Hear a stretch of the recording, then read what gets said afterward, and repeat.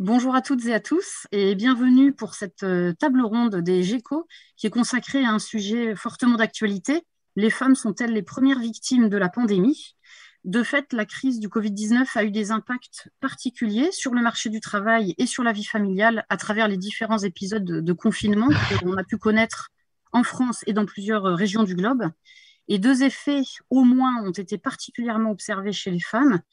Elles sont surreprésentées dans les métiers qu'on a dit des premières et deuxièmes lignes, les métiers de la santé notamment ou de la grande distribution, par exemple. Et puis, on a vu aussi des femmes peut-être surmenées ou surchargées dans la prise en charge de la vie domestique comparativement aux hommes. La question, c'est est-ce que c'est passager ou est-ce que c'est durable? Est-ce que c'est temporaire ou est-ce que c'est un recul qui sera difficile à rattraper? Et est-ce qu'il y a vraiment ce phénomène-là?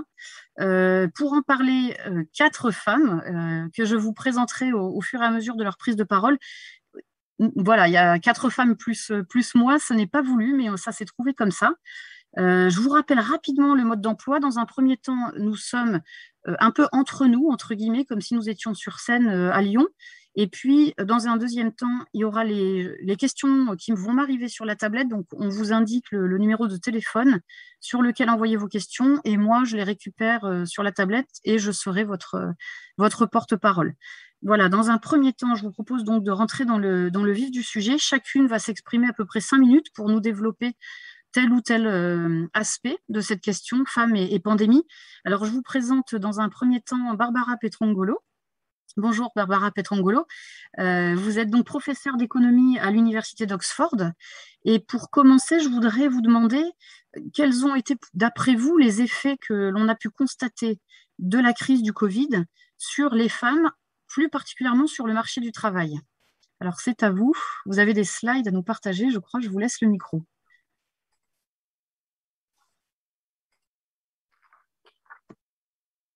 Alors, bonjour et merci beaucoup. I'm going to speak in Donc, je vais parler anglais. Je suis désolée, je m'appelle Barbara Petrangolo.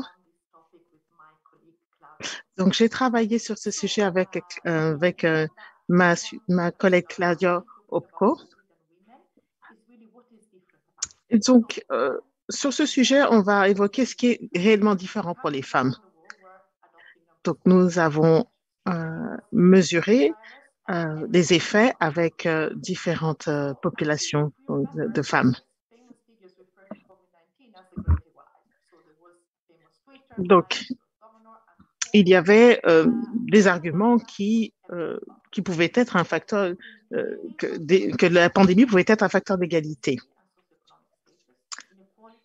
Mais nous avons étudié les dimensions économiques et sanitaires de cette pandémie sur les femmes. Donc l'idée, généralement, c'est que dans des crises normales, généralement, ce sont des secteurs qui sont dominés où les hommes sont surreprésentés dans la construction ou l'industrie. Mais comme la crise sanitaire a induit des confinements et une distanciation, ce sont des secteurs tels que la distribution, les hôtels, les restaurants qui ont été touchés et ce sont des secteurs qui emploient généralement des femmes. Et elles sont surreprésentées dans ces secteurs clés et également dans la santé et les services sociaux.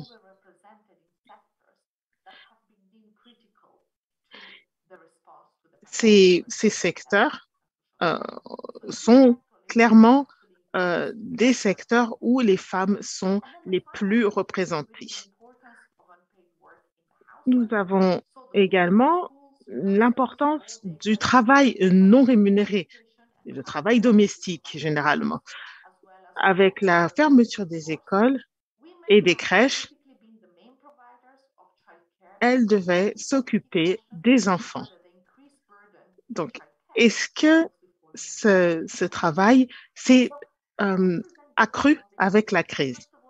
Donc, nous avons pris les données sur le travail au Royaume-Uni durant le premier confinement en mai 2020, puis en mars 2021.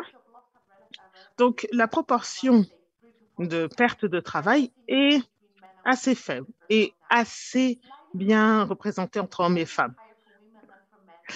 Mais un an plus tard, en mars 2021, les femmes plus, euh, ont plus de pertes de travail, ont connu une perte de travail beaucoup plus importante que chez les hommes.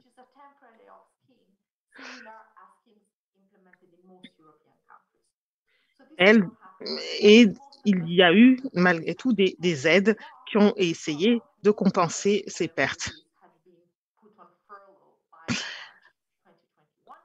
Plus d'un tiers des salariés ont été mis en chômage technique durant ces deux périodes. Et d'après ces chiffres, ils n'ont pas vraiment été touchés de manière inégale entre hommes et femmes.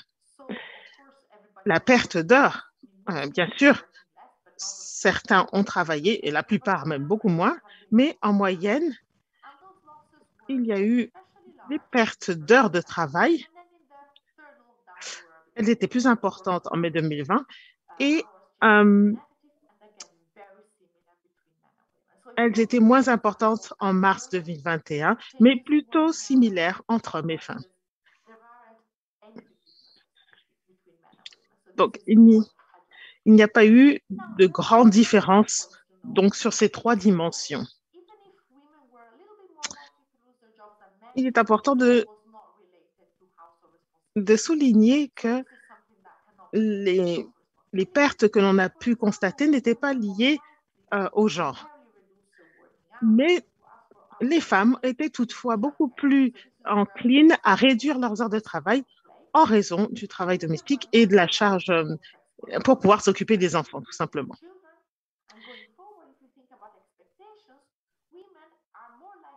Et les femmes étaient plus flexibles dans leur travail et notamment lorsqu'elles avaient des enfants. Concernant le travail domestique, donc, nous avons ici les données avant la pandémie. Donc, en 2015, et à peu près 17 heures de travail domestique étaient dévolues aux femmes. Après la pandémie, les hommes travaillaient à peu près 13 heures et les femmes pas loin de 25 heures. Donc, il y a eu un écart qui s'est accru.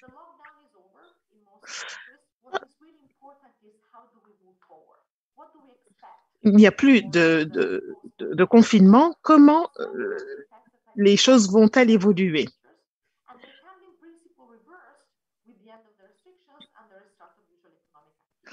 Est-ce que l'on va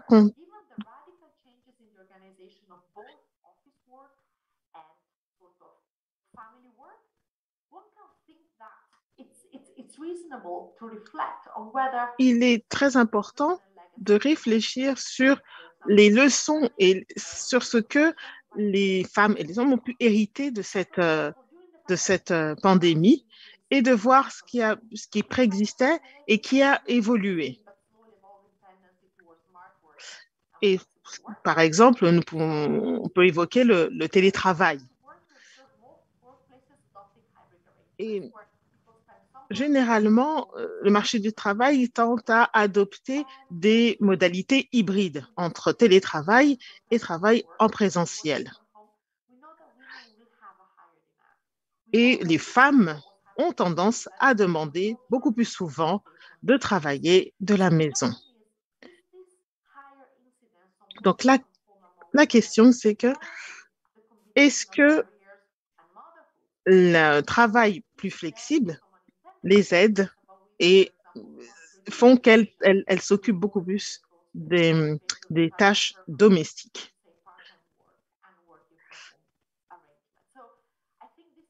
Je pense que c'est très important de l'évoquer. Est-ce qu'il y a une valeur liée à la présence au travail et de cette demande de plus grande flexibilité? Il y a eu également des changements importants, notamment dans le fait de s'occuper des enfants. Il y a eu des changements assez intéressants. Donc, on va se demander plutôt qui s'occupe le plus des enfants au Royaume-Uni. Donc, à gauche, nous pouvons voir la situation avant la pandémie. Généralement, plus de la moitié des femmes s'occupaient des enfants et les hommes, moins de 3%. Durant la pandémie, la proportion de femmes était à peu près la même, mais celle des hommes a augmenté pour atteindre 17,5%. Donc ça, c'est un changement assez important. Même s'il reste une minorité. Il existe des données qui tendent à montrer qu'il y a eu une espèce de renversement de situation. Généralement parce que les hommes ont été, par exemple, victimes de chômage technique. Pourquoi est-ce important?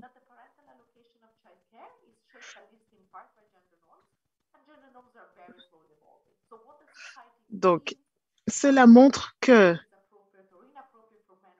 selon la culture et la vision que l'on a des hommes et des femmes vis-à-vis du travail avec les enfants, eh bien, on peut en déduire et créer des lois qui peuvent avoir des effets à long terme. Si l'on peut prendre un exemple, durant la mobilisation des hommes pendant la Seconde Guerre mondiale, eh bien, ce sont les femmes qui ont pris le relais.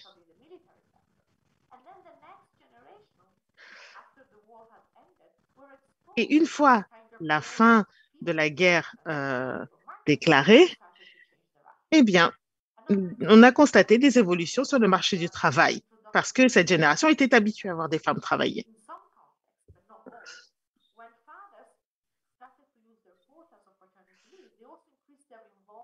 Dans certains cas, cela a modifié également le congé parental. Certains pères ont demandé un congé et cela peut influer sur la durée du congé, du congé parental et de voir s'il peut augmenter. Voilà. Est-ce que cela va transformer le rôle des hommes et des femmes dans la société? C'est à voir. Merci.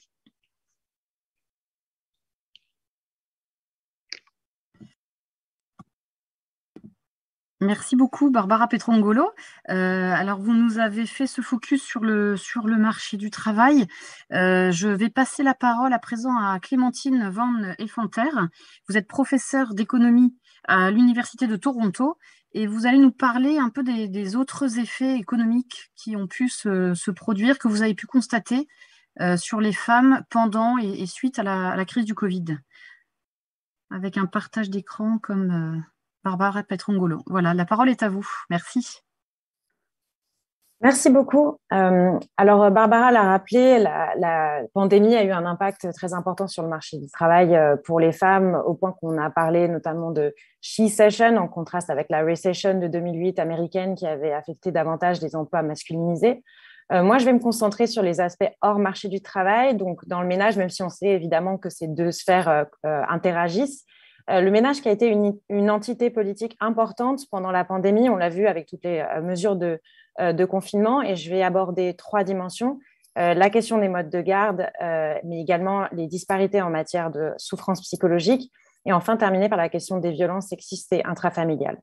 Je vais faire un tour d'horizon de la recherche qui a été conduite dans le monde entier, tout en sachant que les données restent parcellaires du fait du manque de recul qu'on a par rapport à la pandémie et aussi au caractère multidimensionnel de cette crise. Donc, quelle était la situation pré-Covid en matière de mode de garde? Donc, j'ai recalculé un petit peu dans le même esprit que ce que Barbara a présenté, le temps qui était passé en termes de garde d'enfants dans les ménages français entre hommes et femmes pour les parents d'enfants de moins de 12 ans. Donc ça, c'est hors week-end. On voit qu'avant la pandémie, les femmes avaient tendance à passer à peu près 80 minutes par jour à s'occuper des enfants. C'était environ 4 fois plus que les hommes.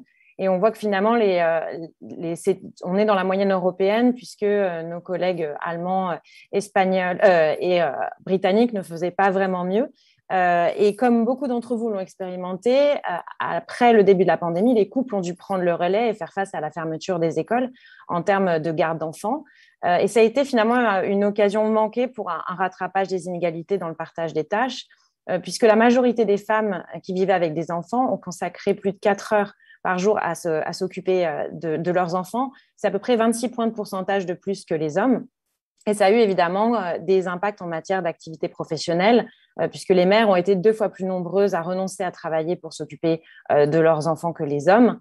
Un renoncement au travail qui est particulièrement sévère dans le cadre des familles monoparentales, où on sait que dans la majorité des cas, c'est la mère qui est à la tête du foyer et qui a affecté environ 430 familles en France. Je voudrais maintenant parler de la question de l'impact psychologique de la pandémie. On a un certain nombre d'études, particulièrement dans les pays anglo-saxons, qui documentent des disparités considérables en termes de santé mentale.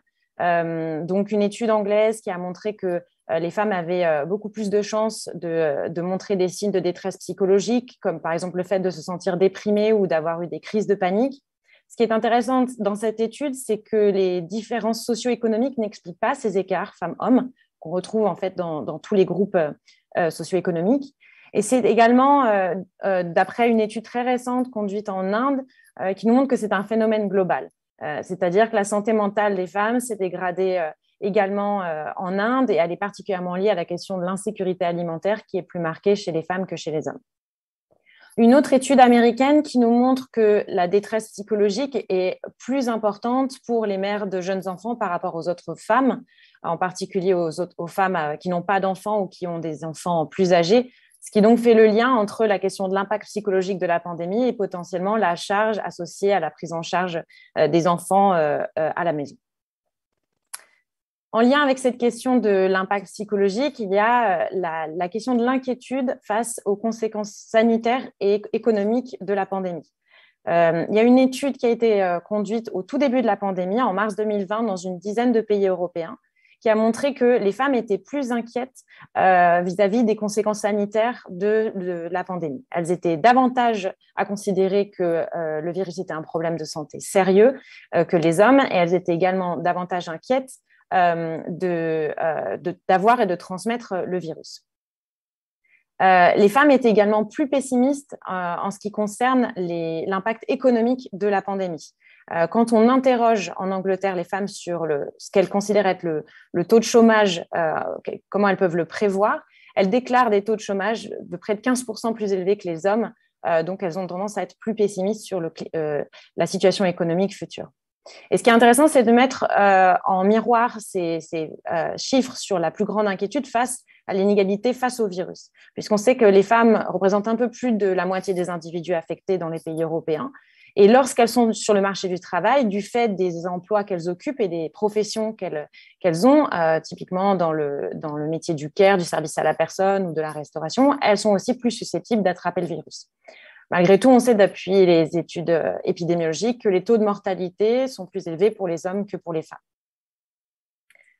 Alors, je voudrais terminer par la question des violences intrafamiliales et des violences sexistes en général, dont on évalue finalement le coût économique qui est à hauteur de 1 à 4% du PIB mondial, d'après des évaluations pré-pandémie. On sait que les violences ont augmenté nettement. La prévalence de ce qu'on appelle les intimate partner violence, donc toutes les violences au sein du ménage. C'est un véritable fait mondial qu'on observe dans tout un ensemble de pays, et au point qu'on a cette expression de shadow pandemic pour décrire ce qui se passe. On a un grand nombre d'études à la fois aux États-Unis ou dans d'autres pays. En France, les données sont un petit peu plus parcellaires, mais on sait qu'il y a eu une augmentation, en tout cas en mars 2020, d'après les chiffres du ministère de l'Intérieur, de l'ordre de 30%. Il y a aussi un certain nombre d'études qui montrent que le cyberharcèlement a augmenté, en particulier pendant le confinement. Et une étude très intéressante et dont la méthodologie est assez rigoureuse en Inde, qui montre que les violences domestiques ont particulièrement augmenté dans les villes qui ont mis en place des confinements très stricts. et que les attitudes vis-à-vis des violences pré-pandémie ont un rapport avec la fréquence de ces violences pendant la pandémie et également avec le nombre de recours faits par les femmes. Et puis, bien évidemment, du fait de la pandémie, on a eu un moindre signalement de ces violences par des tiers des acteurs sociaux et un moindre recours aux soins dont on connaît encore mal aujourd'hui les conséquences à plus long terme. Donc, je voudrais terminer mon intervention pour rappeler que ce qui a été intéressant à travers la pandémie, c'est finalement le ménage, le foyer a émergé comme une entité clé des politiques publiques et qu'on a assez peu anticipé et su endiguer l'aggravation des inégalités de genre au sein du ménage avec l'arrivée de la pandémie. Et ça nous pousse finalement à nous interroger sur comment on peut repenser les politiques publiques pour corriger l'aggravation de ces inégalités dans le ménage dans des circonstances comme celle de la pandémie. Et le deuxième point, c'est que ce que je vous ai présenté, c'est finalement un peu la partie émergée de l'iceberg et qu'on sait encore très peu de choses sur les effets à long terme, à la fois sur la situation économique des femmes en matière de carrière, en matière de choix éducatifs, et également sur le bien-être des femmes à long terme, et qu'on aura donc besoin de plus de travaux dans le futur pour connaître quelles peuvent être les réponses en matière de politique publique appropriées. Voilà, donc je vais m'arrêter là. Merci beaucoup. Merci beaucoup, Clémentine Van Effanter. Alors, je vous propose d'écouter maintenant Isabelle Quénon. On va avoir ici le point de vue d'une praticienne, puisque vous êtes directrice des ressources humaines adjointes, en charge de la gestion des dirigeants, des rémunérations et des avantages sociaux chez Veolia, un gros groupe dont vous avez eu un poste d'observation probablement assez privilégié depuis le début de la pandémie. Est-ce que vous pouvez nous dire comment ça s'est passé chez vous et quelles ont été vos observations sur cette question des inégalités hommes-femmes ou pas? Merci Marie. C'est pas très facile d'intervenir après des intervenantes aussi éminentes que Clémentine et Barbara. Je vais essayer effectivement de vous donner une approche qui sera certainement moins scientifique, peut-être plus pragmatique et empirique d'observation. Et effectivement, Veolia, c'est une grande entreprise de services. Notre métier, c'est la gestion des déchets, la production, la distribution d'eau potable, la gestion des eaux usées, la production, la distribution d'énergie. Donc, ce qu'on appelle les utilities en bon français. Et effectivement, chez Veolia, ce ne sont pas des métiers qui sont prioritairement féminins. Pour vous donner une idée, on a à peu près un quart dans notre encadrement, on a à peu près un quart de femmes. C'est moins évidemment dans nos effectifs opérationnels. Et nos effectifs opérationnels sont la majorité de nos effectifs puisque nous sommes une entreprise de main-d'œuvre. Donc, chez nous, c'est 75% de… La première particularité, c'est ça. On est une entreprise très locale. Nos métiers ne peuvent pas se délocaliser. On est présent partout dans le monde et à 75%, on a des ouvriers, des techniciens. Donc, métiers dans lesquels les femmes sont minoritaires, mais ils sont tout de même présentes. On a… dans tous nos métiers, des techniciennes de réseau d'eau, des techniciennes de maintenance énergétique, des femmes qui travaillent en usine, chez le client, etc. Donc, vraiment, une entreprise de main-d'œuvre, c'est la caractéristique essentielle.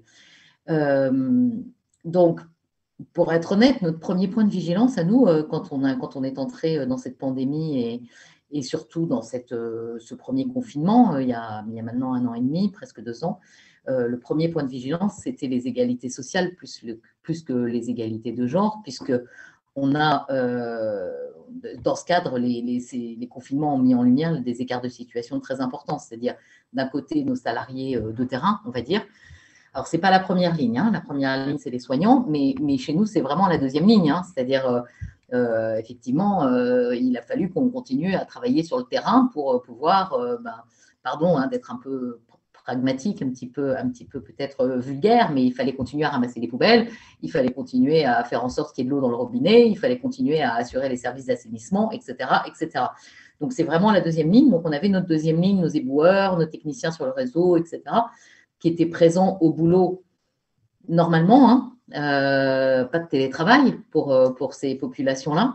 Et puis, de l'autre côté, nos équipes de support qui, elles, avaient majoritairement basculé en télétravail, et ce, dans la plupart de nos géographies. Je pense évidemment à l'Europe, je pense à l'Asie, alors avec des calendriers un petit peu différents qui ont suivi les calendriers de la pandémie, mais en Asie, aux États-Unis, en Amérique du Sud, partout en Europe, en Italie, évidemment, beaucoup. etc., etc. Donc, notre premier gros point d'attention et de vigilance, ça a été plutôt là-dessus. C'est-à-dire, d'un côté, les personnes qui continuent à aller au travail tous les jours, y compris, si on s'en souvient, si on prend que l'exemple de la France, y compris dans les toutes premières semaines, il n'y avait pas plus de masques chez Veolia qu'il n'y en avait dans les autres activités. Hein. Donc, travail sur le terrain avec des EPI qui étaient pas complètement au niveau de ce qu'on aurait souhaité. Bon, et puis, le peu de stock qu'on avait était assez vite réquisitionné pour le personnel soignant. Donc pas de masque au début. Bon, évidemment, heureusement, ça s'est vite arrangé. Mais on a quand même constaté que nos équipes répondaient présentes sans difficulté. Et donc, notre premier point de vigilance, c'était ça. L'équilibre entre, et c'était un point de vigilance très fort au sortir du premier confinement, l'équilibre qu'on pouvait avoir entre le télétravail d'un côté et l'absence de le présentiel total, y compris pour les équipes fonctionnelles. Donc, ça explique sans doute pourquoi chez Veolia, on a sans doute fait partie des entreprises qui ont repris en présentiel, alors évidemment en présentiel partiel, hein, mais qui ont repris quand même avec une forme de présentiel dès le 12 mai de l'année 2020. Hein. On n'est pas resté en télétravail sur les fonctions support pendant des mois. Alors, ça, c'est la première observation que je voulais faire. La deuxième observation, c'est qu'on parle beaucoup de télétravail. Alors moi, je suis personnellement assez opposée à ce qu'on parle de télétravail pour le confinement, parce que pour moi, ce n'est pas du télétravail pendant le confinement. Hein. Pour moi, le télétravail, c'est quelque chose de choisi. Et si vous interrogez les salariés, ils vont vous dire, bah oui, le télétravail, c'est a priori quelque chose sur lequel on s'est mis d'accord avec notre patron. Donc, pendant le premier confinement, c'est un transfert forcé et qui plus est brutal du bureau à la maison. Je pense que ça rejoint pas mal des choses qui ont été dites par Barbara et Clémentine. Transfert forcé et brutal du bureau à la maison. Et j'insiste sur cette notion de forcé parce qu'on sait très bien, et les chercheuses qu'on a autour de la table savent très bien que le télétravail, ce n'est pas une modalité de travail qui convient spontanément à tout le monde, dans le même format, selon les mêmes modalités et de la même manière. Hein. Donc, dans ce cadre-là, nous, ce qu'on a observé dans l'entreprise, c'est que les premiers grands perdants, c'est les parents, au sens large. Les parents de jeunes enfants, hein, les parents dont les enfants étaient à la maison et ne pouvaient pas aller à l'école. Et quand on dit les parents, on le sait, et ça a été dit, je pense, très très bien et mieux que moi par Clémentine et par Barbara, d'abord les mères qui ont assumé cette fameuse double charge. Je lisais ce week-end là, une statistique de l'INSEE qui disait que, hors pandémie, hein, les femmes en moyenne travailleraient 54 heures par semaine, dont 2/3 de temps domestique non rémunéré. Et les hommes, 51 heures par semaine. Vous voyez, on n'est pas très loin hein, en termes de moyenne. Mais en revanche, pour les hommes, c'est 2/3 de temps professionnel et rémunéré. Bon, je pense que c'est là qu'est toute la différence. Donc, les premières observations, les grandes perdantes, les mères, hein, avec cette espèce de tiraillement très difficile et de double charge qui a été, je rejoins ce qu'a dit Clémentine là-dessus, dont on a pu percevoir quelques mois après l'impact peut-être pas long terme, mais moyen terme. Hein. On a observé pas mal dans les équipes allez, on va dire grosse fatigue, hein, pour ne pas dire autre chose, quelques mois après le déconfinement, chez notamment des jeunes mères, de très jeunes enfants multiples, qui avaient continué à assumer le boulot à la maison et en même temps l'école pour les enfants ou la garde des enfants, etc. Au-delà de ce qui a pu être observé pendant ce premier confinement, moi, il me semble que ce qui est très important au niveau d'une entreprise, en tout cas, parce qu'il y a beaucoup d'aspects qui ont été énoncés et qui relèvent, on va dire, plus d'aspects un peu sociétaux, un peu généraux, qui ne sont pas forcément à la main de l'entreprise. Donc, nous, ce sur quoi on a beaucoup réfléchi, c'est sur quoi est-ce que nous, on peut agir en tant qu'entreprise pour éviter que, justement, les femmes soient les grandes perdantes, hein, que cette crise, ce soit vraiment la she session, comme on l'a dit tout à l'heure. Moi, je pense toujours aux paroles de Simone de Beauvoir, hein, qui a eu raison 50 ans avant nous. N'oubliez jamais qu'il suffira d'une crise économique, politique ou religieuse pour que les droits des femmes soient remis en question. Alors, on identifie, nous, plusieurs facteurs et plusieurs remèdes, mais qu'on peut peut-être regrouper en deux grandes catégories. Il y a la catégorie que j'appelle la catégorie de l'autolimitation, c'est-à-dire les femmes qui se mettent en retrait d'elles-mêmes, soit pour des raisons économiques, soit pour des raisons de pression à l'intérieur du couple, dont on a beaucoup parlé à l'instant avec Clémentine, la cellule familiale. Donc, c'est l'éternel conflit entre les devoirs de la maternité et les aspirations professionnelles. Nous, on a beaucoup constaté ça, hein, effectivement, au sortir du premier confinement. Non, mais finalement, je vais renoncer à ma promo. Non, mais finalement, je vais me mettre au 4/5e ou au 2/3. Finalement, je vais carrément arrêter de travailler parce qu'on s'en sort pas. Et puis, on a bien vu à quel point c'était bon. Voilà. J'appelle ça autolimitation. Évidemment, c'est un terme qui est complètement factice, hein, mais tout ce qui relève de ce conflit de loyauté entre la famille et les aspirations professionnelles. Là, je pense que dans les entreprises, on a quand même des choses à faire, me semble-t-il, là-dessus. Des choses qui relèvent autant du management, c'est-à-dire l'écoute qu'on est capable d'avoir sur les difficultés, les souplesses qu'on est capable de donner dans les organisations aussi. Je pense que c'est un point très important d'ailleurs entre nous, pas seulement pour les femmes, hein.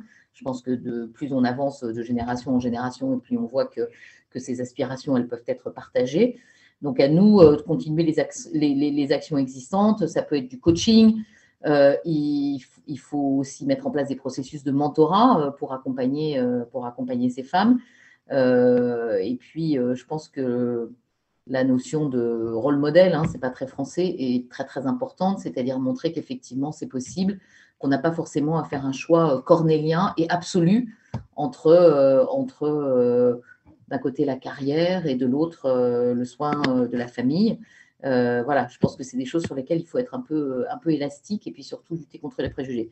Le deuxième champ, c'est bien veiller à ce que les femmes ne soient pas oubliées dans ces processus-là, parce que c'est exactement ce que disait de Beauvoir. Finalement, quand on connaît une crise, là, qu'est-ce qu'on fait au sortir de la crise? On part au plus pressé, on va faire les choses les plus urgentes, ce qui nous semble les plus importantes, et on a tendance à laisser un petit peu de côté les sujets qui peuvent paraître annexes. Or, la question de la mixité, on sait très bien, c'est un sujet qui, s'il n'avance pas, recule drastiquement, hein. Ça ne fait pas du surplace, en fait, hein. C'est dans les entreprises qu'on constate, c'est que soit ça avance, soit ça recule, et ça recule toujours plus vite que ça n'avance. Donc, je dirais, il faut mettre encore plus les bouchées doubles, le paquet, si vous me permettez l'expression, et être très, très volontariste sur toutes les actions, que ce soit des actions en termes de chemin de carrière, d'aménagement du temps de travail, et puis surtout de prise de conscience du management. Je pense que c'est un point complètement essentiel, parce que n'oublions pas que dans nos entreprises aujourd'hui, on n'a qu'à regarder la physionomie des entreprises. Je prends l'exemple de la France, mais c'est le cas dans beaucoup d'endroits. Les postes de management et de top management sont quand même bien souvent tenus par des hommes. Et donc, il y a tout un travail de sensibilisation et d'accompagnement et de formation à faire pour qu'à leur tour, les managers puissent accompagner ce mouvement. Merci beaucoup Isabelle Quénon, merci pour ce témoignage de terrain. Alors avant de passer la parole à Emmanuel Santelli, je vois que les questions commencent à arriver sur la tablette. J'en profite pour vous rappeler le numéro pour vous poser vos questions. C'est le 07 69 69 38 33. 07 69 69 38 33. Je vois que ça arrive, mais je profite de l'occasion pour vous le rappeler. Et je passe donc maintenant la parole à Emmanuel Santelli. Vous êtes directrice de recherche CNRS Centre Max Weber à l'Université de Lyon et vous avez mené, vous, une enquête qualitative auprès de couples à l'occasion du premier confinement. Voilà, vous allez nous dire un peu ce que vous avez pu entendre et recueillir comme information, là aussi, de terrain, avec un regard sans doute très sociologique. Je vous laisse la parole. Merci à vous. Je vous remercie. Bonjour à tout le monde. Oui, en effet, je vais prendre quelques secondes pour présenter le cadre de l'enquête. Au départ, je ne pensais pas du tout Je travaille sur le couple depuis quelques années et je ne pensais pas du tout faire un travail sur le couple à l'heure du confinement. On ne pensait pas que ça durerait aussi longtemps. J'ai été sollicitée par plusieurs journalistes et donc petit à petit, l'idée a fait son chemin. Et surtout, ce que j'avais fait ces dernières années, c'est que j'avais réalisé 2 enquêtes, l'une sur la question de la formation des jeunes couples, l'autre sur la sexualité conjugale. Et donc, j'avais à disposition, entre guillemets, 2 corpus assez récents de gens qui avaient accepté de participer à mon enquête. Et donc, c'est ce que j'ai fait, c'est que j'ai recontacté ces 50, 60 personnes pour leur demander si elles accepteraient donc, j'ai fait l'enquête après le confinement. J'ai fait les premiers entretiens en juin. Si elles accepteraient de me raconter, de me faire part de ce vécu, comment elles avaient vécu cette situation inédite sur un plan à la fois personnel, conjugal, familial et professionnel. Donc 20 ont répondu présentes à mon appel et j'en ai rencontré une dizaine de plus. Donc au total, j'ai un peu plus de 30 entretiens, ce qui correspond à 28 couples, puisque dans 2 cas, les 2 conjoints ont participé à l'enquête. Ce sont des personnes qui sont plutôt jeunes, qui ont en moyenne un peu moins de 35 ans, puisque ça découle des enquêtes précédentes qui portaient sur la formation des jeunes couples. Ce sont des couples qui sont pour la grande majorité dans leur premier couple stable.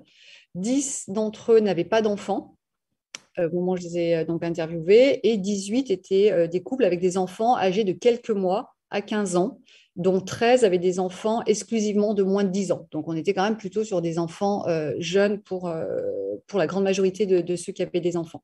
Donc, voilà, ça me paraissait important de donner les conditions du travail. Et ensuite, dernière chose, 3 grands thèmes ont été enquêtés. C'est les conditions matérielles du confinement. Donc, aussi bien sur la question de la surface du logement, la manière dont c'est organisé justement le travail forcé à la maison, comme vous le disiez Isabelle, etc. La question du vécu, comment ça a été vécu sur un plan personnel, conjugal, familial et professionnel, en distinguant bien les 3 et ce qui a été particulièrement bien vécu, s'il y a des choses qui ont été particulièrement bien vécues, ce qui était le cas, et aussi ce qui avait été particulièrement mal vécu. Et puis enfin, un 3e grand thème, c'est les modifications dans la vie de ces personnes, quels que soient ces domaines personnels, conjugal, familial ou professionnel, que ce confinement, que cette situation a pu provoquer. Par exemple, en termes de mode de consommation, certains ont pris conscience qu'il fallait peut-être consommer différemment, etc. Et donc, finalement, il y a beaucoup de choses dans ce que j'ai eu comme matériaux qui tournaient autour de la question, de la question du réaménagement du logement pour faire face à cette situation et aussi toutes ces questions de qu'est-ce qui a manqué pendant cette période, qu'est-ce qu'on avait hâte de retrouver ou au contraire, dont on s'est aperçu qu'on pouvait vivre autrement. Donc, au final, j'ai eu plus de matériaux sur ces aspects-là que sur la question du couple, puisque les gens étaient, je crois, un peu dans un état de sidération. Et pour les couples pour qui ça se passait, il y avait un peu des tensions, ce dont je savais, puisque j'avais fait déjà des entretiens avec eux. Finalement, j'ai l'impression que tous m'ont dit, on a compris que ça allait être compliqué, cette période, et on a chacun, je crois, fait un effort pour essayer d'apaiser. Alors, c'est pour ça que j'ai insisté sur la manière dont j'ai rencontré les personnes. C'est comme j'ai proposé à des gens qui avaient déjà participé à mon enquête d'éventuellement revenir vers moi, toutes les situations qu'il y a pu avoir, parce qu'effectivement, vous l'avez évoqué dans vos premières présentations, les situations de violence, j'imagine que si des femmes étaient dans cette situation, elles ne sont pas portées volontaires pour participer à l'entretien. Donc, du coup, moi, je n'ai pas des situations, j'ai envie de dire, extrêmes, typiquement des situations de violence. Même si j'ai posé, moi, systématiquement la question, excusez-moi, je vais pas maîtriser le téléphone de la maison. Même si, effectivement, j'ai posé la question s'il y avait des situations de violence et on pourra y revenir. Mais en tout cas, voilà comment ce travail a été fait. Et donc, ce que je voulais dire principalement, et ce qui rejoint évidemment des éléments qui ont été abordés précédemment, c'est que les couples rencontrés ont été tous des couples de double actif. Les femmes étaient plus souvent en situation de télétravail que leurs conjoints. Et toutes ont dit qu'effectivement, elles se sont retrouvées dans l'impossibilité de travailler comme elles travaillaient habituellement. Et donc, elles n'ont pas pu travailler comme elles le souhaitaient en raison justement de cette pression domestique qui s'est exercée sur elles. Mais ce qu'il faut bien dire, cela ne concerne pas toutes les femmes. Cela concerne les femmes qui avaient des enfants en bas âge, et dans ce cas, un seul suffit. Ou alors, quand il y avait plusieurs enfants, l'âge des enfants compte évidemment, mais c'est surtout le nombre qui va être discriminant. Parce que dans mon corpus, clairement, les femmes qui étaient en couple sans enfants n'ont pas mal vécu cette période. En tout cas, elles l'ont vécu comme les hommes. Certains l'ont mal vécu, d'autres l'ont bien vécu, mais ça n'avait rien à voir, ça n'était pas en lien avec la question de la surcharge du travail domestique. Certaines l'ont donc plutôt vu comme une parenthèse enchantée. L'une d'elles nous dira, par exemple, je me sentais même un peu coupable de profiter de cette période. Ça ne nous a vraiment pas changé au niveau du couple, à part peut-être en mieux. Donc, il en va par contre évidemment très différemment pour les mères de famille. Plusieurs ont évoqué le fait que cette situation leur faisait penser aux femmes des années 50. Et donc, toutes ces femmes ont vraiment insisté sur le fait qu'elles ne pensaient pas un jour vivre cette situation où du jour au lendemain, elles se sont retrouvées à devoir s'acquitter de la grande partie des tâches domestiques et éducatives. Et aussi, ce qui était dur, c'est qu'il y avait cette dimension de devoir s'acquitter de ces tâches, mais aussi de se rendre compte qu'elles ne pouvaient plus se réaliser dans leur carrière professionnelle. C'est-à-dire, même quel que soit l'emploi, c'est l'idée de partir le matin, de retrouver les collègues, d'avoir ses activités, d'avoir des projets, etc. Et dans lequel le travail occupe une large place, quoi. Et donc, ces femmes vraiment avaient l'impression d'un retour au foyer. Donc, ce qui montre que quand les femmes qui ont des enfants, donc les mères, sont à la maison, elles passent évidemment beaucoup plus de temps que leurs conjoints. Donc là, vous l'avez déjà largement évoqué, je ne vais pas y revenir là-dessus. Mais ce qui me semble important de dire, c'est qu'en fait, cette période de confinement démontre que si les couples ont, en temps ordinaire, un fonctionnement globalement plus égalitaire que par le passé, parce que ça, je crois qu'on doit aussi quand même pouvoir affirmer que globalement, il y a quand même un fonctionnement qui est plus égalitaire en tout cas moins inégalitaire que par le passé, c'est parce que les femmes occupent un emploi et surtout parce qu'elles l'exercent en dehors du logement. Ce qui voudrait dire que nous ne sommes pas parvenus à un fonctionnement plus égalitaire au sein des couples parce qu'il y aurait une prise de conscience que le travail domestique et parental doit être pris en charge par les deux adultes occupant le foyer, mais bien parce que ces deux membres du couple travaillent tous deux en dehors de l'espace domestique. En d'autres termes, en temps ordinaire, le travail, en provoquant la sortie de la sphère familiale des mères, contraint finalement les pères à une organisation plus égalitaire. Encore une fois, je sais pertinemment qu'elle n'est pas égalitaire, mais en tout cas, elle est plus égalitaire que lorsqu'on compare sur un certain nombre de décennies.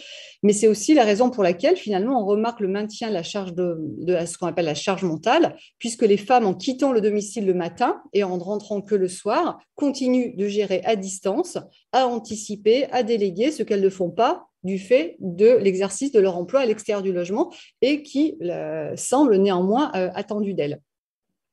Donc, je trouve que ce résultat nous invite, et je rejoins ici ce qu'avait dit Clémentine juste avant, à questionner le discours public tenu à propos de l'égalité femmes-hommes, laissant à penser que le projet politique d'une égalité réelle serait en bonne voie, comme si cette situation ne ferait que s'améliorer. Et vous avez eu raison aussi, Isabelle, de mentionner Simone de Beauvoir, qui avait alerté sur le fait qu'en situation de crise, il fallait prendre garde à ce que pourrait être la situation des femmes. Donc, le confinement nous a bien démontré effectivement le contraire. Et depuis, j'ai vu que le secrétaire général des Nations Unies avait dit en mars 2021, les répercussions de la pandémie ont montré à quel point l'inégalité entre les sexes reste profondément ancrée dans les systèmes politiques, socio-économiques. Et donc, cela invite, vous l'avez dit précédemment, l'ensemble de la société à remettre sur le métier cette question: comment lutter contre les inégalités entre les sexes? Donc, je vais peut-être m'arrêter là et je vous laisse. Merci beaucoup, Emmanuelle Santelli. Merci à toutes les quatre pour ce panorama très large et du coup très nuancé. On a pu voir la big picture et puis des nuances ici ou là. Dans ce deuxième temps là, de parole, j'aimerais vous laisser un peu le micro en expression libre, peut-être pour vous entendre l'une ou l'autre. Est-ce que vous avez des choses qui vous ont frappé, renforcé dans une conviction, dans ce que vous avez entendu les unes et les autres? Alors, on est à distance, donc c'est pas forcément évident, mais si vous pouvez même lever le doigt, même physiquement, si l'une ou l'autre veut souligner ce qui aura été dit par l'autre intervenante.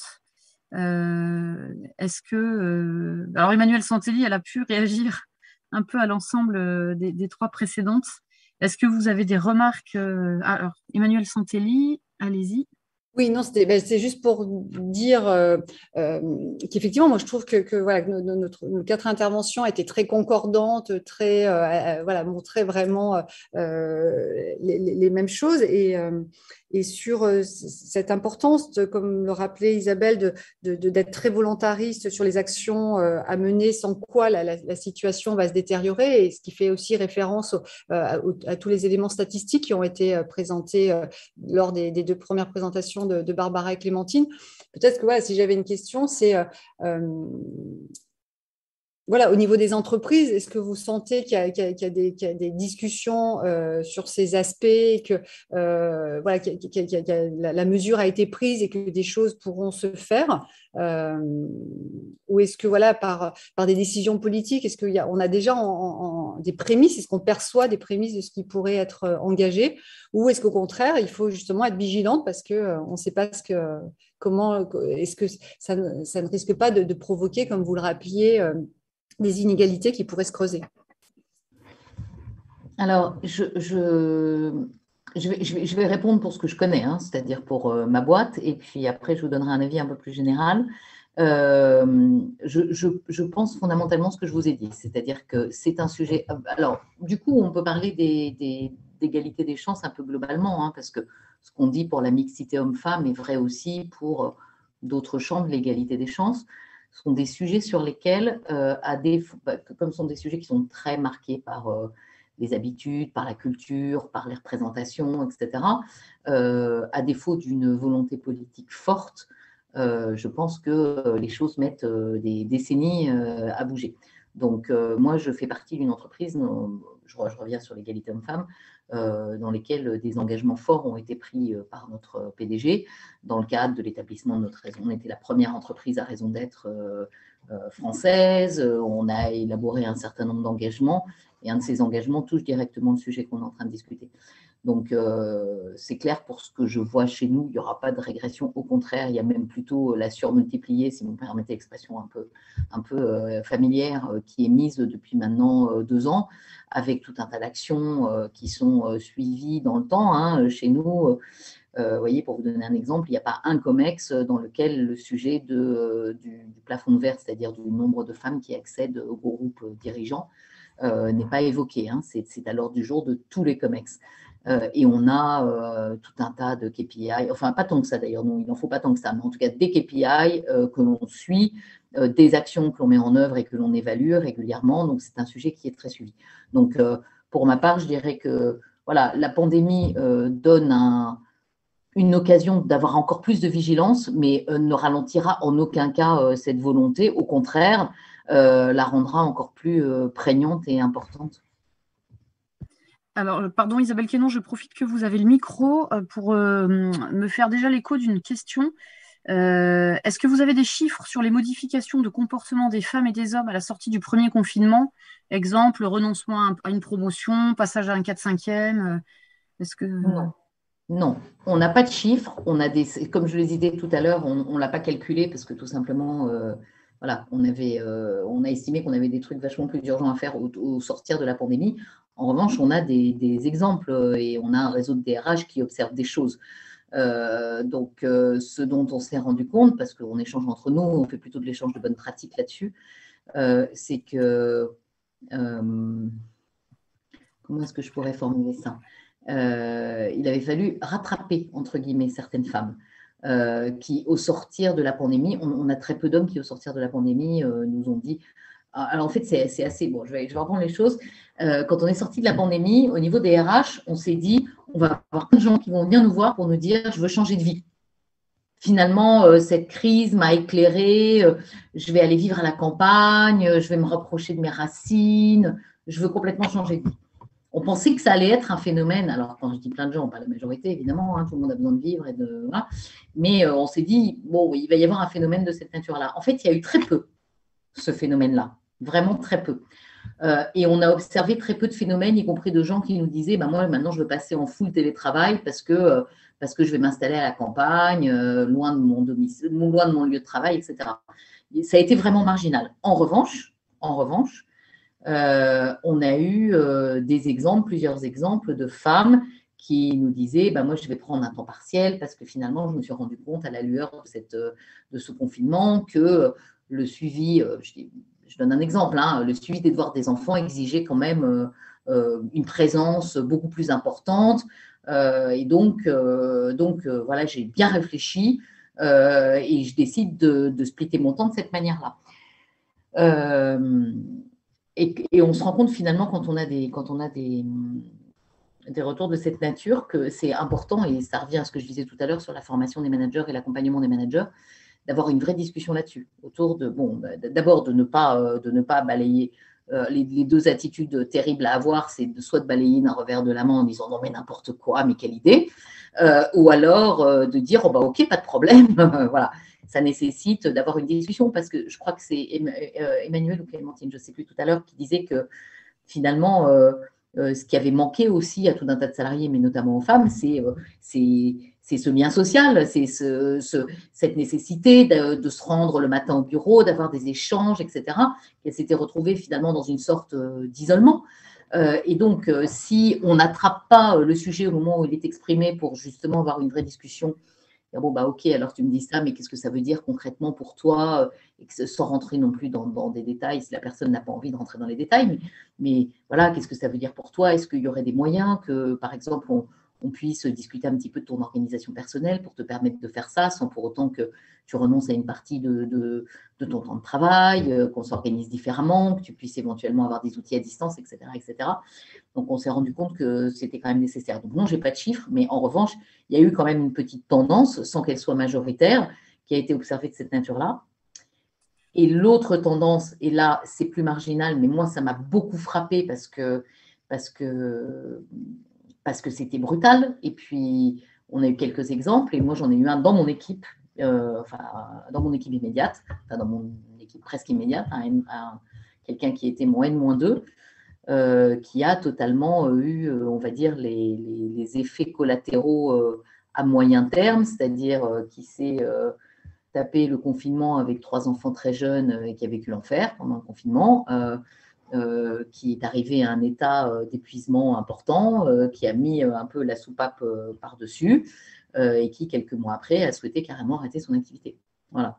Et avec un état de fatigue extrême pour lequel il n'a pas été possible de la faire changer d'avis parce qu'il fallait, c'était juste pour elle une question de survie. Voilà, donc on a eu aussi ce phénomène-là. Il y a eu un phénomène d'épuisement. Y compris chez les hommes. Pas négligé, chez les hommes et chez les femmes, pour être honnête. Je pense que le confinement a été difficile pour tout un tas de salariés, mais qui pouvait aboutir à vraiment des impacts psychologiques importants, à retardement, en quelque sorte. D'accord, merci beaucoup. Alors, je relais à Barbara Pietrangolo, allez-y, avec le micro. Thank you. If I can ask a question, so I was listening to Isabelle. Isabelle, your perspective. J'aurais une question. Quel serait votre point de vue votre point de vue en tout cas du côté des ressources humaines est très intéressant pour nous parce que vous savez, nous, ce sont des informations que nous recherchons, qui nous intéressent énormément. Donc vraiment, merci beaucoup. Mais j'aimerais vous poser la question suivante. Vous avez remarqué qu'au retour du travail après la pandémie, les hommes et les femmes avaient abordé la chose différemment. Certains souhaitaient avoir davantage de temps, télétravailler ou travailler en temps partiel. Mais d'un point de vue de la gestion, du management et des ressources humaines, tout d'abord, disons qu'il y a l'attachement de certains employés au temps complet ou au temps partiel. Et quelle importance accordez-vous aussi à la présence physique par rapport au télétravail? Donc, je dirais que la question clé, c'est si les femmes et les hommes ont différentes demandes en termes de flexibilité, que pouvons-nous attendre pour ce qui est de l'impact en fait sur leur carrière? Alors, avant de répondre à cette question, je dirais que c'est intéressant aussi pour nous, aux ressources humaines, donc d'avoir votre retour. Donc, je vais revenir en français maintenant. Je disais à Barbara que j'étais aussi très intéressée par les retours des chercheurs parce que ça nous éclaire beaucoup. Alors, Pour répondre à votre question, le temps partiel versus temps complet, je ne suis pas capable de répondre à la question en tant que telle parce qu'on l'a pas vraiment. La norme est tellement le temps complet que c'est très difficile de répondre à cette question sans avoir un petit peu plus de pratique en fait. Ce qu'on constate dans la pratique quand même, c'est que le temps partiel, c'est souvent un temps partiel qui est plutôt subi par les femmes, soit parce que le job est lui-même, alors ce n'est pas le cas dans mon industrie, mais soit parce que le job est lui-même un temps partiel. On sait que, par exemple, dans la grande distribution, on a beaucoup de temps partiel subi par les femmes, beaucoup plus que du temps partiel choisi. Et ce que je constate dans l'entreprise, c'est quand on a du temps partiel prétendument choisi, c'est-à-dire par exemple le congé parental, on est le parfait exemple. Donc on peut prendre après la naissance d'un enfant un congé parental. Bon, ben, c'est 100% de femmes, hein, le congé parental. Hein. Il n'y a pas d'hommes qui reviennent en vous disant bah, maintenant j'ai un enfant, je vais passer à 4/5e hein, parce que j'ai besoin de m'occuper de mon enfant un jour par semaine. Pour l'instant, c'est 100% de femmes. Donc là, ça renvoie sans doute à des considérations sociologiques qui me dépassent largement et sur lesquelles vous avez beaucoup plus, je pense, de lecture que moi. Sur la question présentielle, télétravail, alors, mon entreprise, l'entreprise dans laquelle je travaille, a une approche du sujet qui est très marquée, comme je vous l'ai dit au début de mon intervention, par la spécificité de la structure de nos effectifs. Vous voyez, par exemple, on est très différent d'une banque. Dans une banque, bon, moi, j'ai pas mal d'amis qui travaillent dans la banque, qui sont en full télétravail depuis presque 2 ans. Nous, on a beaucoup de gens chez nous qui sont sur le terrain.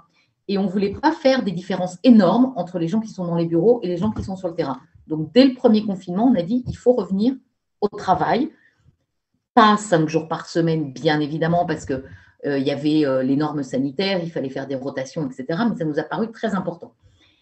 Et à cette époque-là, je vous livre une petite anecdote. Donc, au mois de mai 2020, on a des organisations syndicales qui sont venues nous voir pour nous dire mais rendez-vous compte, il y a beaucoup de gens qui ont envie de rester en full télétravail 5 jours par semaine. Et on a dit ah bon, mais on va voir, hein, on va de toute façon, moi j'ai l'intime conviction que le télétravail c'est quelque chose dans un monde parfait qui devrait être complètement individualisé. Parce que dépend beaucoup de la façon de travailler de la personne. Vous avez des personnes qui ne seront jamais à l'aise en télétravail et des personnes qui sont parfaitement à l'aise pour faire beaucoup de télétravail et ce, à poste égal. Hein, parce qu'on dit beaucoup, on a beaucoup tendance à dire « Ah, ça dépend du poste ». Bon, oui, bien sûr, ça dépend du poste, mais ça dépend aussi de la personne. Ça dépend aussi de la personne, de son équilibre personnel, de sa capacité d'autonomie, de tout un tas de facteurs. Donc, dans un monde chimiquement pur, on devrait pouvoir se dire bah, ce truc-là est vraiment individualisé. C'est un petit peu difficile dans les faits parce qu'il faut quand même des règles hein, dans une entreprise et il faut que les règles paraissent équitables pour tous. Mais bref, on s'est dit, on va voir. Et puis, ce dont on s'est rendu compte très vite au mois de mai 2020, c'est qu'il y a très peu de gens, mais vraiment très peu, qui ne voulaient pas revenir au travail. Tout le monde voulait revenir, alors un petit peu, beaucoup, passionnément, ou pas du tout, mais on avait dans l'ensemble plutôt des gens qui voulaient revenir. Donc, ma vision a un petit peu évolué, si vous voulez, au fur et à mesure de l'année 2020. Et aujourd'hui, j'ai l'intime conviction qu'il faut garder absolument, contre vents et marées, une dose de présentiel qui soit significative. Parce que je me rends compte que les gens qui sont restés entièrement en télétravail, et pour tout vous dire, j'ai à titre personnel une expérience de DRH opérationnel il y a à peu près 15 ans, on avait fait une expérimentation de télétravail. On s'est rendu compte que les gens qui restaient en full télétravail pendant de nombreuses semaines, de nombreux mois, perdaient un élément essentiel d'un point de vue professionnel, évidemment, parce que les relations dans le quotidien font que beaucoup d'informations passent dans l'informel et quand vous n'êtes pas du tout présent au bureau, vous ratez toute une partie de ces relations-là et donc de ces informations, mais qu'également la dimension de lien social était totalement essentielle pour la bonne santé mentale de tout un chacun. Alors, vous savez, j'ai une amie qui a été DRH pendant des années, qui est quelqu'un d'extrêmement pragmatique, qui m'a résumé ça un jour avec la phrase suivante. Alors, je suis désolée, elle est un peu au ras des pâquerettes, mais je trouve qu'elle exprime bien. Et elle dit, au fond, si on est salarié sans avoir aucun des avantages du salarié, c'est-à-dire échanger avec ses collègues, pouvoir challenger ses projets, aller à la machine à café, partager un repas à la cantine, dans ce cas-là, quel est l'intérêt d'être salarié? Et je trouve que ça résume bien cette affaire-là de façon un peu pragmatique, pardonnez-moi. Mais je pense que la question du lien social a été très sous-estimée quand on a finalement imaginé que le télétravail allait être la réponse à beaucoup de choses. Une fois ce télétravail forcé du premier confinement passé, on a beaucoup élaboré et en tant que professionnel RH, vous savez, on a toujours beaucoup de consultants qui viennent nous donner des tas de conseils dans tous les domaines. Donc, au sortir du premier confinement, c'était le télétravail, c'était génial, ça va vraiment nous sauver de plein de choses. Bon, ça nous expose également à beaucoup de risques pour notre personnel. Alors, je profite, merci beaucoup Isabelle Quénon, je rebondis sur cette question du télétravail que vous avez tout évoqué d'une manière ou d'une autre, et je me fais la porte-parole d'une question pour Emmanuel Santelli. Vous dites que les femmes étaient plus souvent en télétravail que les hommes dans votre échantillon. Est-ce que vous savez pourquoi ?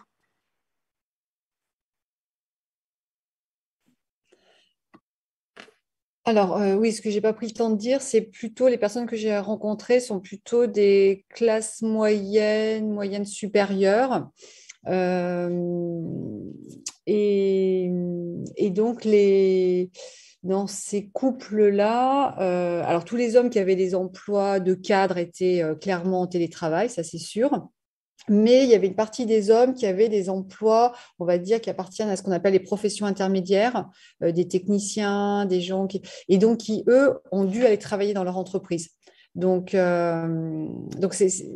le fait que ce sont des personnes qui appartiennent plus à des emplois de profession intermédiaires, je pense qu'il explique une partie des hommes voilà, qui avaient des emplois qui, eux, soit étaient soit sur le lieu de travail, soit en chômage partiel, pardon. Et en tout cas, donc, il y avait…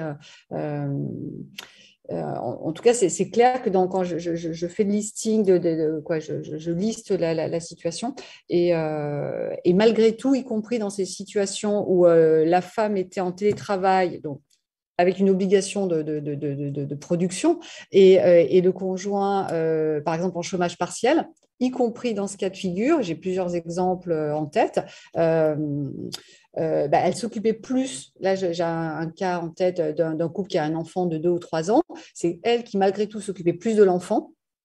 Et lui, affirmant clairement, parce que c'est un des entretiens où j'ai fait l'entretien avec elle et avec lui, et lui affirmant clairement que oui, lui, il avait besoin de temps. Il avait besoin de temps pour lui, pendant lequel il regardait des séries, il avait besoin de lire. Voilà quoi. Il a affirmé clairement que s'occuper d'un enfant toute la journée, c'est quand même un peu, c'est pas très agréable, quoi.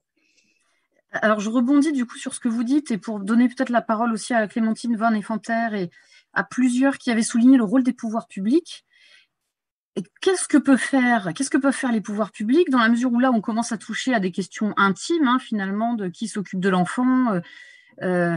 Comment les pouvoirs publics peuvent au moins orienter des prises de décision ou rééquilibrer des choses. Je ne sais pas si c'est vraiment possible, ou en tout cas, quel est le type de mesure qui pourrait inciter à mieux répartir les choses sans non plus régenter l'intimité d'un couple, puisque de toute façon, ce n'est pas vraiment possible. Les unes et les autres sur cette question. Donc, peut-être, je peux à la fois répondre et puis poser une question aussi à Isabelle Quénon. On a toutes beaucoup de questions à vous poser sur effectivement, on voit souvent les pouvoirs publics et les entreprises se renvoyer la balle sur la question de l'égalité professionnelle. Et donc, c'est intéressant de voir que, effectivement, nous, ce qu'on a constaté en tant que chercheurs au moment du début de la pandémie, c'est que finalement, on a renvoyé les familles gérer l'école à la maison en précipitant des dispositifs un peu ad hoc et sans qu'il y ait beaucoup de choses qui soient coordonnées parce que tout le monde a été un peu pris de court, mais c'est quand même assez fou de voir que beaucoup de familles se sont retrouvées à devoir s'improviser prof à la maison. Donc, on sait que évidemment, ça a dans beaucoup de cas été la responsabilité des femmes. Et donc, ça nous interroge quand même sur qu'est-ce que les pouvoirs publics peuvent faire dans des situations comme ça pour essayer de faciliter pour les familles, avec évidemment tous les enjeux d'inégalité aussi sociale qui ont été renforcés à travers ça. Et une chose qu'on entend beaucoup, alors ça fait le lien avec la question du congé parental dont Isabelle Quénon a parlé, c'est souvent la justification pour le moindre investissement des hommes, par exemple, le fait qu'ils ne choisissent pas ça, c'est que c'est mal vu. Et donc, on sait que les normes de genre, elles mettent du temps à évoluer, qu'il y a des dispositifs dans d'autres pays, comme par exemple le fait de faire en sorte que le congé parental soit partagé, soit perdu, qui a pour vraiment créer des incitations suffisamment fortes pour que les pères s'en saisissent. Mais je me demandais si au sein de vos entreprises, est-ce que vous avez pensé à cette question des normes, les normes par exemple liées au présentisme, qui est un peu une spécialité française, mais plus généralement, voilà, comment on fait en sorte pour que ce soit plus mal vu, soit d'alterner entre la présence au travail et évidemment un peu de télétravail, pas forcément du 100%, mais un peu de télétravail, ou d'encourager, voilà, dans vos pratiques managériales, le fait qu'il y a un partage peut-être plus égal aussi dans les foyers, puisque les pouvoirs publics ont tendance à se retourner vers les entreprises en disant tout ça, ça vient des entreprises. Donc, voilà. Alors, c'est vrai, ce petit échange de balles, il est assez classique. Bon, moi, je crois fondamentalement qu'on n'a pas à trop s'insérer, nous, les entreprises, dans ce qui se passe dans la sphère privée. Une fois que ça c'est dit, il me semble qu'il y a plusieurs éléments de réponse à votre question. Le premier élément de réponse, c'est qu'il me semble que les temps changent quand même violemment et que les temps changent violemment tout simplement du fait de l'arrivée des nouvelles générations au travail. Hein. C'est-à-dire qu'aujourd'hui, alors j'espère que quand dans 20 ans, on remontrera les chiffres des enquêtes qu'on est en train de faire maintenant, on se dira que les choses ont évolué quand même violemment. Mais quand aujourd'hui vous recrutez un jeune cadre, par exemple, que ce soit un homme ou une femme, la question de l'équilibre du work-life balance, comme on dit en bon français, elle arrive systématiquement dans l'entretien, hein, homme ou femme. Homme ou femme. Et comme vous disiez, c'est hyper français, hein, le présentéisme.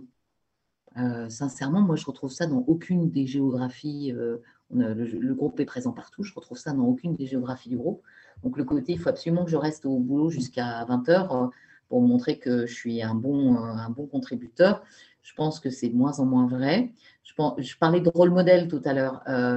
Je pense que le fait d'avoir voilà, peut-être plus de femmes, mais aussi tout simplement plus des générations un peu nouvelles qui arrivent dans des rôles exécutifs, ça aide quand même là-dessus parce que malgré tout, il y a une question générationnelle et quand on est capable de montrer des exemples, ça progresse. Je ne sais pas vous répondre sur le congé parental encore parce qu'en France, on est quand même encore un peu loin, mais je peux vous répondre, vous savez, sur l'allongement du fameux congé de paternité, là. Débat sans fin au moment où les pouvoirs publics s'emparaient du sujet pour savoir s'il fallait allonger, pas allonger, l'indemniser, pas l'indemniser, etc. Et en fait, on se rend compte que dans les faits, ça passe comme une lettre à la poste, en fait. Une fois que c'est là, une fois que c'est pris, il suffit d'une fois pour que ça devienne, en fait, pour qu'on en oublie. Et c'est ça qui est, je pense, qui nous rend hyper optimistes, qui doit nous rendre hyper optimistes, parce que c'est vrai que quand on regarde les chiffres, on se dit, bon, ça avance quand même pas bien vite, cette affaire. Mais ce dont on se rend compte, c'est que finalement, l'entreprise et les corps sociaux s'adaptent assez vite à de nouvelles normes.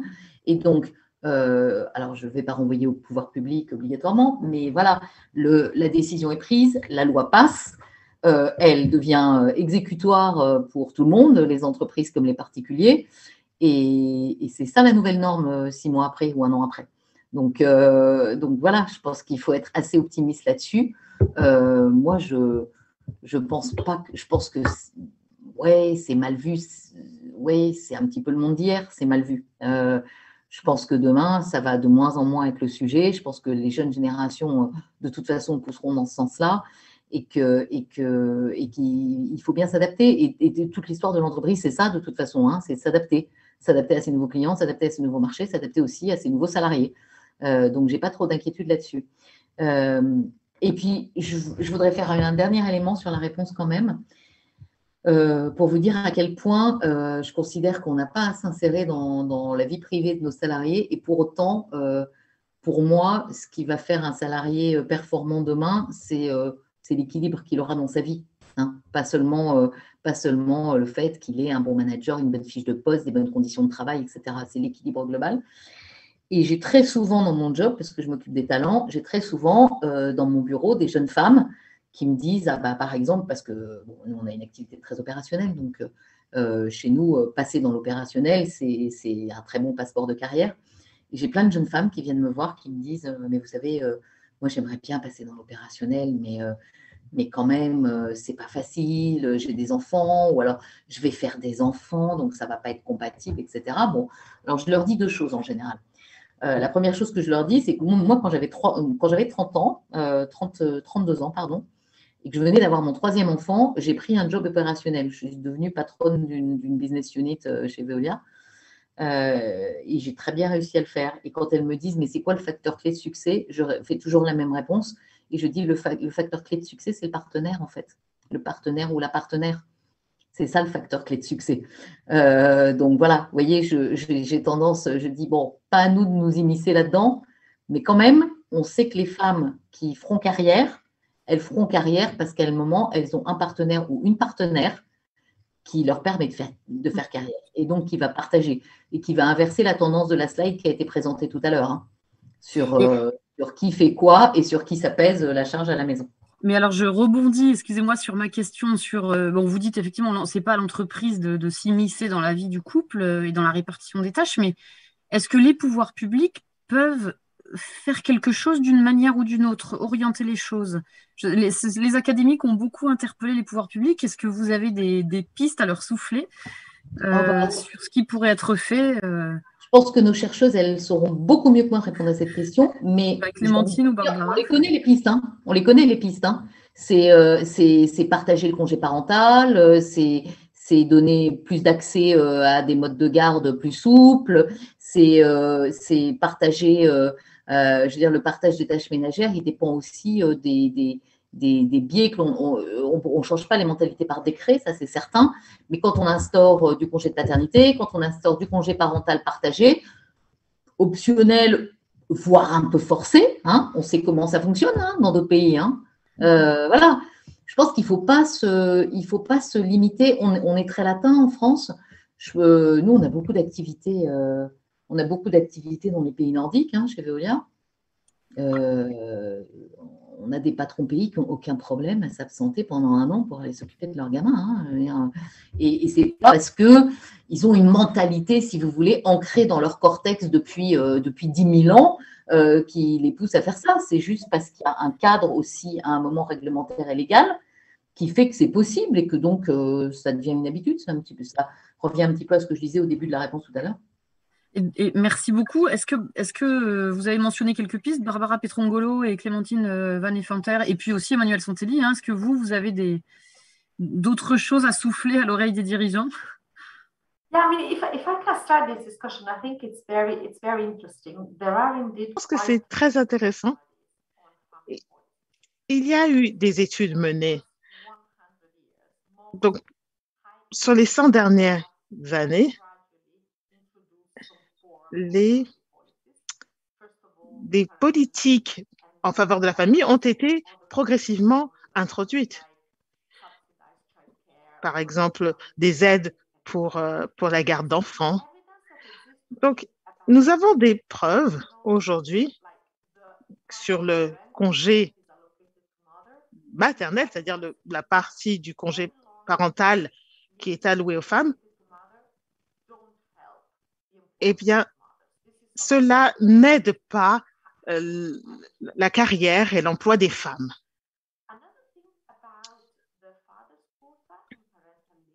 Et la partie des pères, eh bien, nous avons eu des études très récentes. Eh bien, dans certains cas,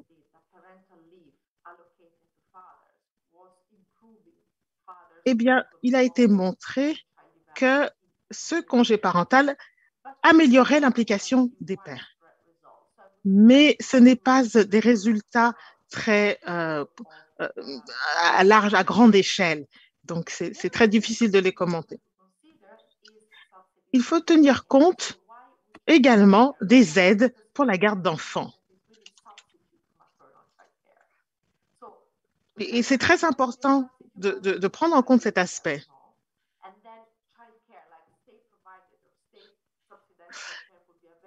Les gardes d'enfants sont réellement primordiales dans cet aspect.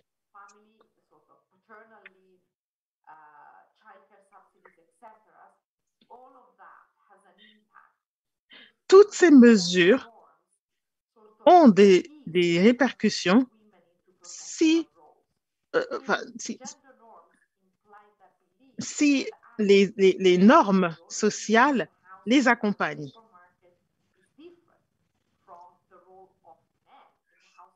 Si dans les normes sociales, dans les sociétés ou dans les entreprises n'ont pas évolué, eh bien, les politiques auront du mal à s'implanter.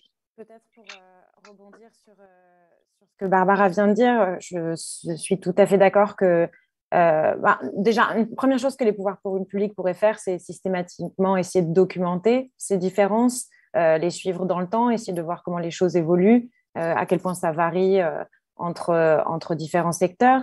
Mais la question de l'accueil public des enfants et les modes publics de garde, c'est une question extrêmement importante. Dans une recherche que j'ai faite avec ma collègue Emma Doukini, on a montré que, par exemple, le simple fait d'avoir un emploi du temps qui prend les enfants à l'école le mercredi ou pas, ça a déjà des impacts sur les écarts de salaire entre hommes et femmes.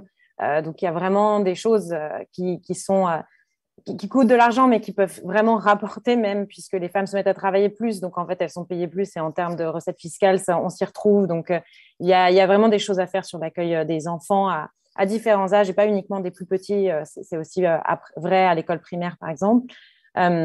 Et puis, je suis d'accord que sur le gros point d'interrogation, c'est les normes. Effectivement, comment est-ce que les normes évoluent? Ça, les chercheurs s'arrachent les cheveux là-dessus pour essayer de comprendre si c'est les dispositifs des entreprises, si c'est les politiques elles-mêmes qui font évoluer ces normes, si tout ça évolue à la fois. Et je serais curieuse de savoir ce que Emmanuelle a prévu de faire dans le futur par rapport à ces couples. Est-ce qu'elle a l'intention de réinterroger, de voir si, par exemple, certaines prises de conscience dans des jeunes couples qui viennent d'avoir des enfants évoluent à l'épreuve de la réalité de l'éducation des enfants? Est-ce qu'il y a des tendances qui se dégagent? Parce que c'est vrai que nous, on arrive toujours un petit peu derrière pour regarder l'impact sur le marché du travail, mais ce serait intéressant de voir en tout cas ce que les couples aujourd'hui déclarent et comment est-ce que ça évolue maintenant, un an et demi après le début de la pandémie. Merci Clémentine Van-Effenterre. Emmanuelle Santelli, vous avez le micro.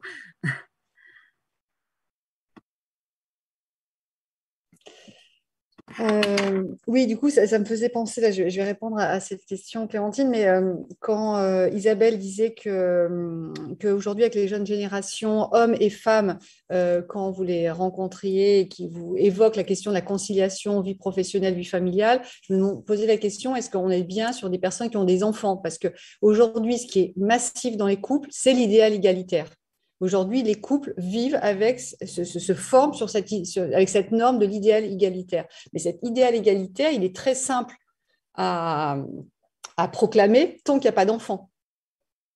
Et donc aujourd'hui, c'est clair. Et moi aussi, j'ai vraiment été frappée quand j'ai fait le travail sur la formation des jeunes couples, de voir à quel point, encore une fois, j'étais plutôt sur des classes moyennes supérieures. Je pense qu'il y a des différences importantes quand on est avec les classes populaires. Mais là, j'ai été frappée par le discours, à quel point les hommes s'étaient appropriés ce discours d'égalité. Mais encore une fois, la plupart d'entre eux n'avaient pas d'enfants. Et donc, c'est bien un discours sur l'idéal égalitaire, quoi. Et vraiment, les choses changent quand il y a des enfants. Donc oui, pour répondre à Clémentine, l'idée, oui, c'est de suivre ces couples. C'est de les suivre à la fois par rapport à la question de leur changement de statut personnel lorsqu'ils deviennent une famille, mais c'est aussi peut-être les suivre par rapport à la situation sanitaire, la situation pandémique dans laquelle on est, dont on ne voit pas la fin. Donc voilà, j'ai aussi des projets de recherche par rapport à ça. Donc, oui, voilà, l'idée, ça serait de les suivre, mais vraiment, je trouve que cette question de l'arrivée des enfants, c'est quand même, et là, ça a été très documenté par de nombreuses recherches qui montrent que c'est vraiment l'arrivée des enfants et le nombre, évidemment, qui crée les écarts. Euh, ça me faisait aussi penser là sur, bien sûr, moi, voilà, je rejoins complètement ce qui a été dit, c'est qu'effectivement, il faut vraiment des politiques volontaristes, incitatives et qui, euh, à mon sens, le seul levier d'action, bah, c'est l'entreprise, en espérant que ça a un effet en chaîne ensuite dans la sphère familiale et la sphère privée. Puisque effectivement, on ne peut pas y avoir des politiques, des mesures qui visent directement l'espace privé. Me semble-t-il. Donc, ça passe, le média, c'est l'entreprise, mais ce qui nécessite effectivement que des mesures fortes et qui évidemment ont un coût soient prises, parce que aussi un des effets, c'est l'écart de salaire entre les hommes et les femmes. Tant qu'il y a un tel écart de salaire, mes collègues sociologues Cécile Bessière et Sybille Golac, dans leur ouvrage Le genre du capital, montrent bien que le salaire moyen des femmes en couple par rapport aux hommes en couple est vraiment important. Le chiffre m'échappe, mais il est vraiment important, comparé au salaire moyen des femmes célibataires comparé aux hommes célibataires. Donc c'est vraiment les femmes en couple qui ont un salaire moindre que leur homologue en couple, quoi. Et du coup, bah, quand il y a une telle différence de salaire, bah, effectivement, lorsqu'il y a un temps partiel qui doit être pris, c'est la femme qui va le prendre et on est sur un effet cumulatif, quoi. Merci beaucoup, Emmanuel Santelli. Alors, le temps passe. Il nous reste une petite dizaine de minutes. Ce que je vous propose, alors je vous cite une question un petit peu provocatrice mais intéressante d'une personne du public. Et en répondant, enfin en réagissant à cette question, je vous propose de faire aussi un peu un mot de la fin, parce qu'on arrive à la fin justement, et si vous voulez nous partager une conviction ou voilà quelque chose qui vous tient à cœur, en prenant une minute 30 chacune. La question de cette personne, c'est est-ce que le bon côté, entre guillemets, du Covid et du confinement, c'est que paradoxalement, les hommes peuvent aussi avoir pris conscience de l'ampleur de la tâche ménagère, en fait, que bah oui, la femme, elle a bel et bien une double journée, et que là, d'avoir été confinés ensemble pendant un certain temps, ça a permis aussi aux hommes de toucher ça du doigt, et que ce soit plus seulement quelque chose de cérébral et d'intellectuel. Voilà, donc est-ce qu'il n'y a pas eu un point positif dans la prise de conscience des hommes? Voilà, c'est la question un peu provocatrice que j'ai reçue, je vous la soumets. Et puis voilà, si chacune peut prendre une minute pour réagir et conclure, ce serait parfait pour terminer cette conférence. Qui veut se lancer? Barbara? I think this is a very interesting question. In fact, Je pense que c'est une question intéressante, car cela pourrait vraiment, d'une certaine manière, apporter nombre de réponses à ce que nous avons vécu au cours des derniers mois. Et si vous vous souvenez, parce que dans mon intervention, j'en avais parlé, donc cette question du Covid, c'est vrai qu'il y a eu une augmentation donc, de la charge liée aux enfants pour les femmes. Et c'est vrai que donc, la distribution n'est pas égale entre les hommes et les femmes dans ces tâches-là.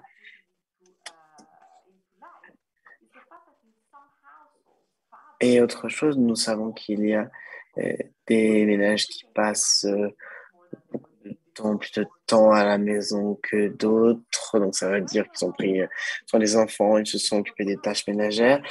Et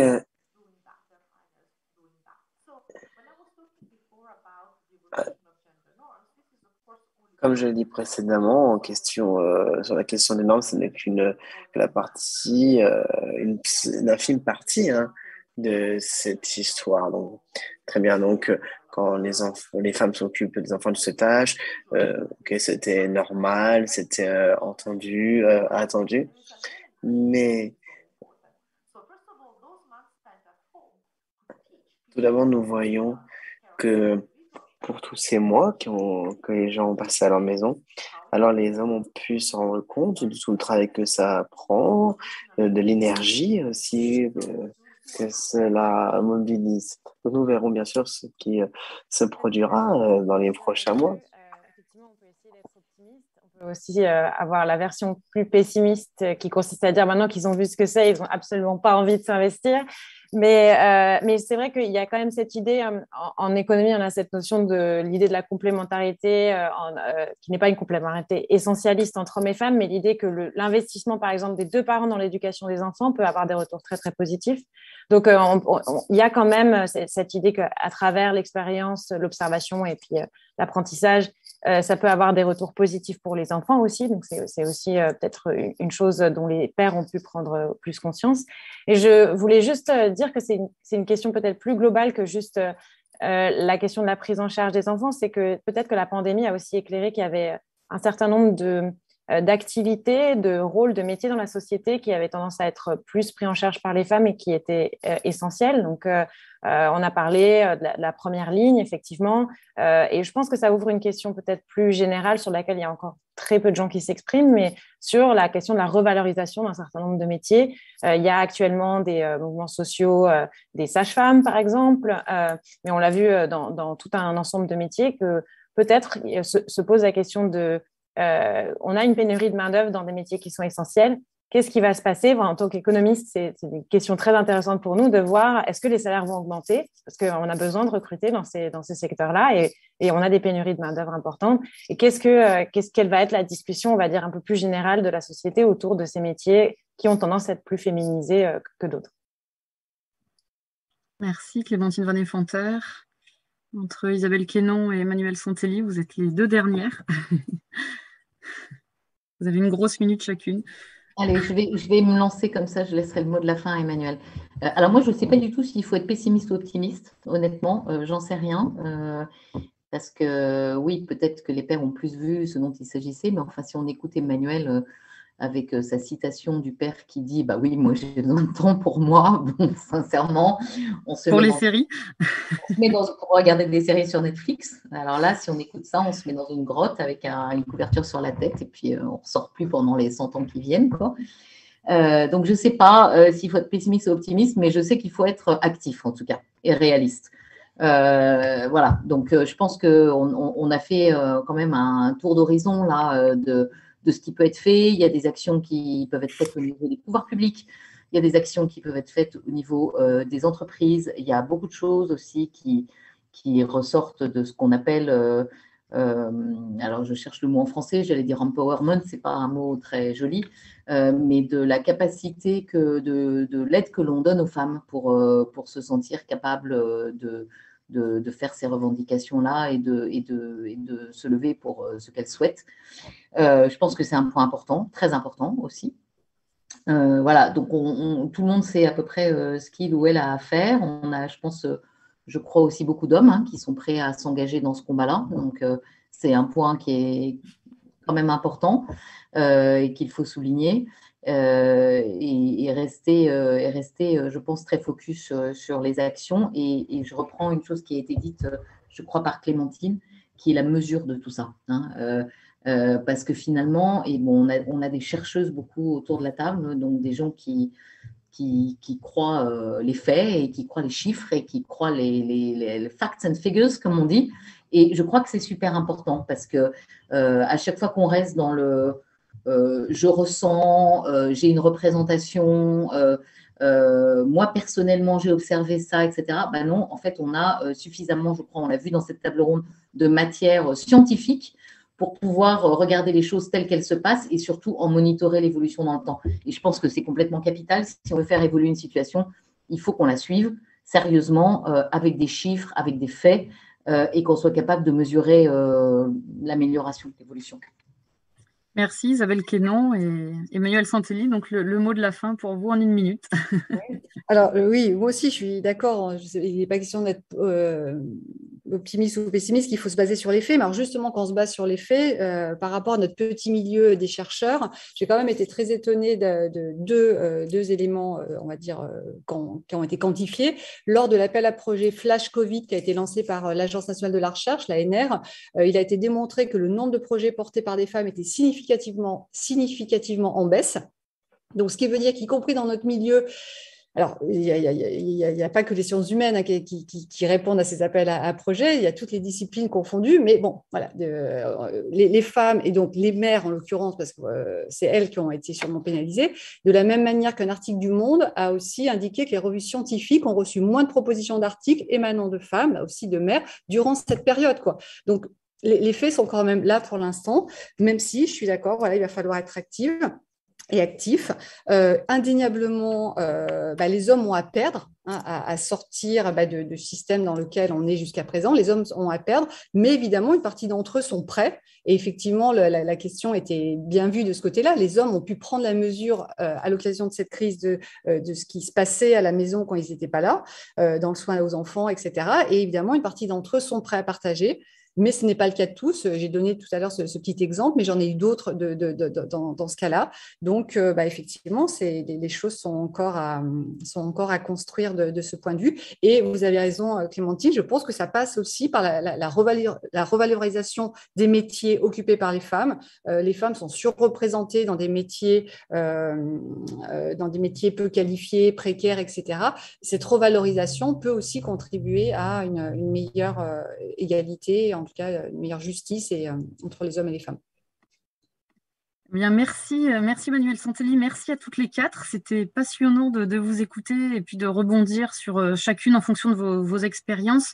Merci parce qu'on a fait vraiment, je pense, un point up-to-date, hein, comme on dit toujours en bon français, actualisé sur cette situation et sur ce qui peut être fait aussi. Je pense que c'est important de voir qu'évidemment, ce sont des questions privées, mais qui sont aussi éminemment publiques. Et voilà, on n'est pas sans réponse et sans moyens. Donc, merci à toutes les quatre et puis souhaitons que ce panel soit visionné par des décideurs politiques et économiques. Merci à toutes les quatre. Et puis, merci beaucoup à vous, Marie, pour l'animation. Merci. Merci beaucoup à vous et bonne continuation au GECO. Merci.